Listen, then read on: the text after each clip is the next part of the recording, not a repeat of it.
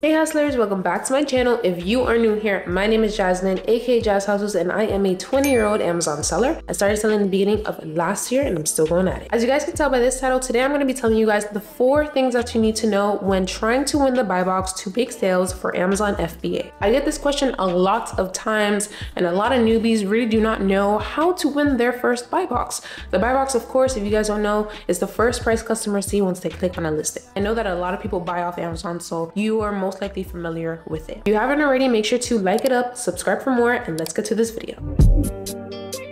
My new bitch look like Halle Berry, but she don't love me, she's too scary.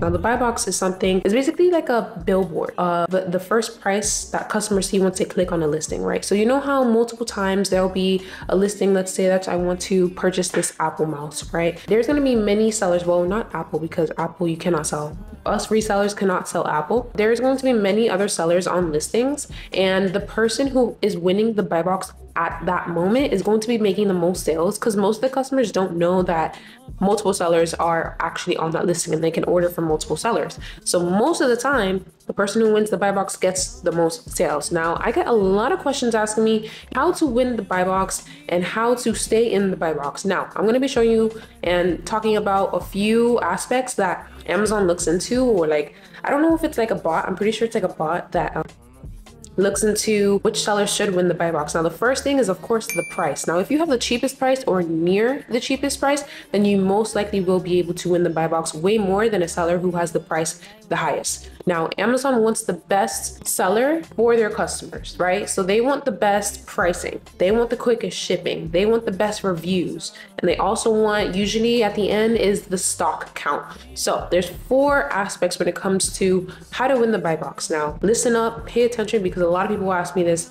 How do I make sales? How do I win the buy box? Keep in mind, you still can make sales without winning the buy box, but it's just best to have the buy box. Most of the times that I win the buy box, especially if I have a large number of stock, I usually will sell out that day or the day after, or almost sold out basically. So first things first, like I said, the pricing. So that's really the only thing we can kind of control, as well as the stock number, but we'll get to that after. I want to say it's ranked by the pricing, the shipping, the reviews, and then the stock count.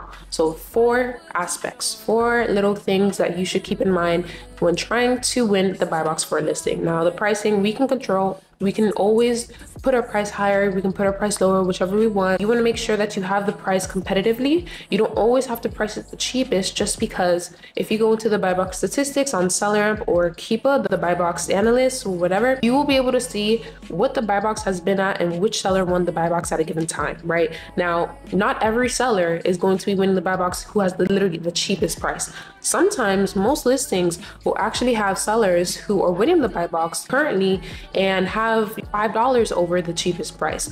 So you don't have to always price yours the cheapest. You just have to price it competitively. When I am looking to how to price my items, I make sure that I look at the buy box statistics on Keepa or the buy box analyst on SellerAmp, and I go based off of the past 7 days. Now, in the past 7 days, I see what the buy box has been and what the highest it's been, and that's exactly the number. Like, let's say for instance, the buy box was at 25, and in the past 7 days, it's been as high as 28.50.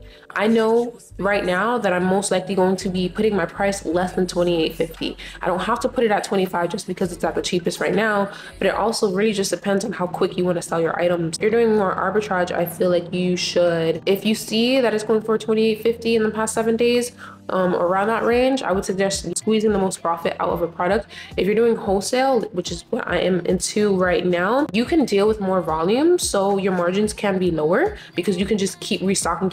But when you're doing arbitrage and you just find a great deal one day in the store, you may not be able to find that deal again. So you want to squeeze the most profit. Like, just think of a wet towel. You're just squeezing the most profit out of that product, just because you know that you're most likely not going to be getting it again in a lot of volume at that. Arbitrage, I feel like you should keep it a little more higher. Wholesale really just depends. If you're on a wholesale listing that is competitive with a whole lot of wholesalers, you can keep it competitively around the same. If there's like an arbitrage listing where it's online and retail arbitrage, then I feel like, you should just squeeze a little more profit, put your price a little higher, but just look at the past 7 days, the buy box statistics on Keepa or the buy box analyst on SellerAmp. So that's how I price my items. So That's the first thing, the pricing. Now, the second thing is the shipping. Now, The shipping we cannot control since we are doing FBA.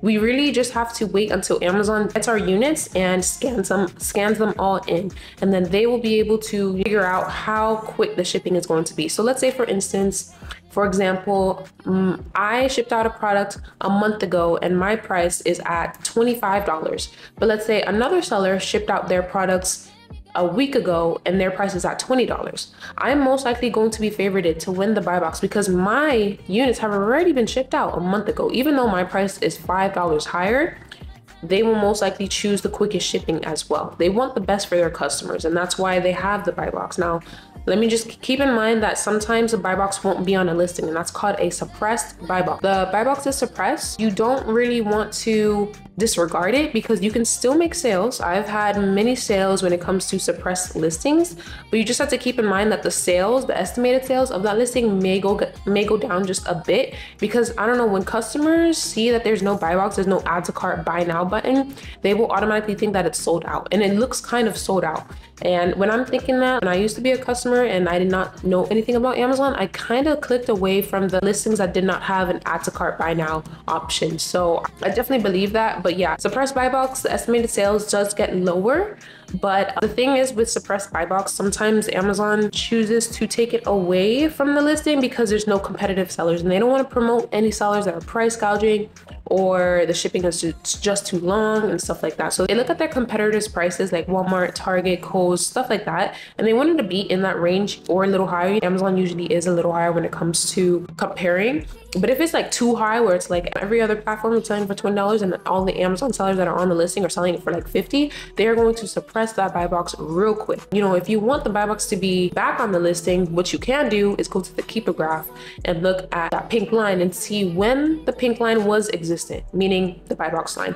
What price was the buy box existent? And you can see if you can price your items there. If you're going to be in the negatives, then I don't recommend you do it. But if you are profitable at that price, I do definitely recommend you want to, you know, put that price there so then you can bring back the buy box, and you'll probably most likely be dominating the buy box because all these other sellers, so let's say they have it at 50 and you brought the buy box back at 27, 25, you're going to be dominating the buy box. Eventually they're probably going to see you. If you have a lot of stock, they're probably going to lower their price, probably break even, stuff like that. Back to the shipping. So when it comes to, you know, a seller who has shipped their products out way before, they're going to have quicker shipping for their customers. Now, if I just sent out my products last week, it's going to say 1 week, 2 week shipping.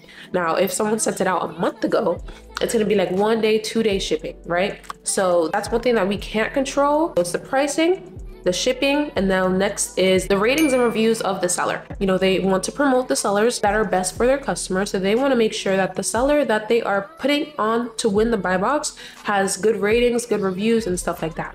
Now, let's say, for example, I'm a seller, I've been selling for a year and I have 25 ratings or 30 ratings, right? But I have 3 stars. I don't actually have 3 stars, but I'm just giving this an example. I have 3 stars and there's a total of 5 stars. So 3 stars out of 5 is not really that good.